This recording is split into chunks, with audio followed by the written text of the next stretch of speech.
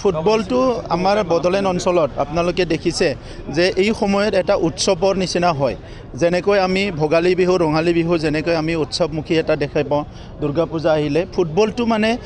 এই দুটা মাহত আপোনালোকে দেখিবলৈ পাব গাঁৱে ভূঞে কণ্টিনিউ ফুটবল চলি আছে তো আজি ইয়াত আমাৰ কোকলাবাৰী সমষ্টিত এভাৰেষ্ট ক্লাবে ইয়াত এটা সুন্দৰ গ্ৰাম্য অঞ্চলৰ এটা গ্ৰাম্য ষ্টেডিয়ামত ফুটবল মেটছ তেখেতসকলে আয়োজন কৰিছে আৰু ইয়াৰে আজি অন্তিম খেল ভেৰগাঁও আৰু খালবাৰীৰ মাজত হৈ আছে আৰু সকলো ইয়াত হাজাৰ হাজাৰ ৰাইজ উপস্থিত হৈছে চ' ফুটবলক লৈ পেলাই আমাৰ অঞ্চলৰ ৰাইজৰ এটা ভাল ইটো নট অনলি এণ্টাৰটেইনমেণ্ট সিটো লৈ পেলাই আমাৰ এটা ডাঙৰ সপোনো আছে আৰু মই আজিৰ তাৰিখত এইটো এটা কথা অনুভৱ কৰোঁ যদি আজিৰ পৰা কেইবাবছৰ আগত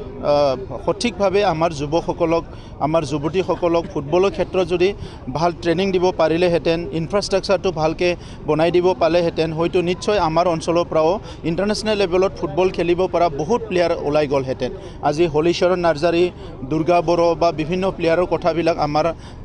যুৱ প্ৰজন্মই নিজৰ আইডল হিচাপে মানে তেখেতসকলে লয় কিন্তু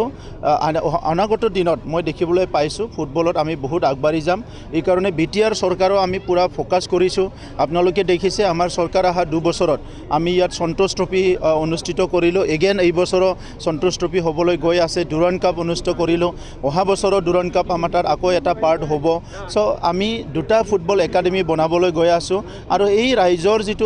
যিটো উৎসাহ এইটো দেখিবলৈ পাই পেলাই আমি এনেকুৱা এটা চিন্তা কৰিছোঁ যে প্ৰত্যেক 40টা সমষ্টিত 40টা ষ্টেডিয়াম আমি নিৰ্মাণ কৰিবলৈ গৈ আছোঁ বীৰ শিলাগাঙৰ নামত বীৰ শিলাগাং আমাৰ এজন সংগ্ৰামী আছিলে নেতা আছিলে তেখেতৰ নামত